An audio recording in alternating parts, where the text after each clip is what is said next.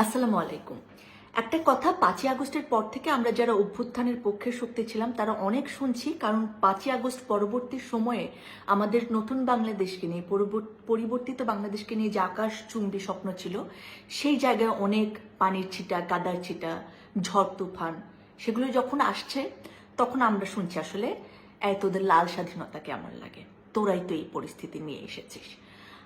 এটা যেমন অনেক শিক্ষিত মানুষ বলেন যে তোমাদের স্বাধীনতা তো এইরকম, আমাদের স্বাধীনতাও এরকম ছিল। তো আমাদের স্বাধীনতা তোমাদের স্বাধীনতাকে আমি আসলে বুঝি না।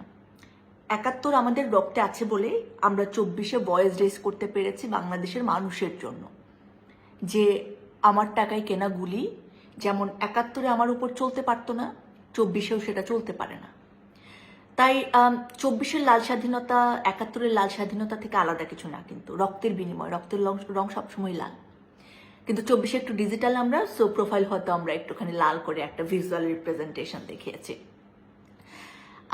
এখন কথা হচ্ছে, আমরা যারা অভ্যুত্থানের পক্ষে শক্তি ছিলাম, আমরা কি এই সময়টা নিয়ে হ্যাপি না থাকলে আমরা রিগ্রেট করবো যে কেন আমরা আসলে আগস্টে অভ্যুত্থানের পক্ষ নিয়েছিলাম?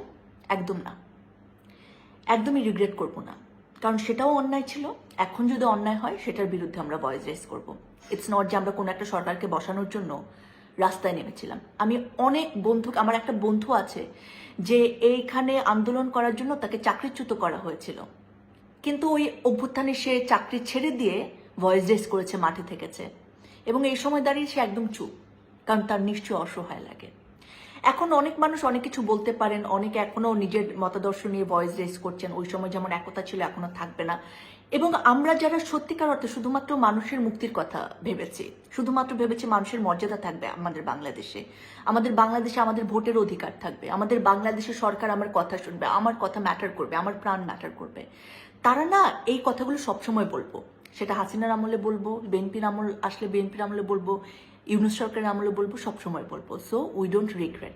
আমরা কোনো সরকার পরিবর্তনের খেলা খেলি নাই, আমরা একটা সিস্টেম পরিবর্তনের খেলা খেলেছি, যদি সেটাকে খেলা বলতে চান আপনারা। সো অনেক গালাগাল শুনি, দ্যাটস ওকে। 2 নম্বর কথা হচ্ছে যে তাহলে কি আমি ওই যে আগেই ভালো ছিলামের দলে? আমি একদমই আগেই ভালো ছিলামের দলে না। আমরা আগেও ভালো ছিলাম না, এখন আমরা ভালো থাকতে পারছি না, আমরা স্ট্রাগল করছি নানাভাবে।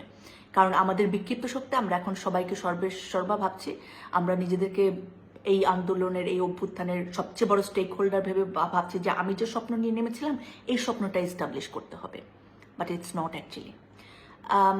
সেই জায়গা থেকে আমি একটুখানি বলতে চাচ্ছিলাম আপনাদেরকে, যে যারা বলেন কমেন্ট বক্সে এসে যে তোদের লাল স্বাধীনতা তোরাই তো এনেছিস, দেখ এখন কেমন মজা,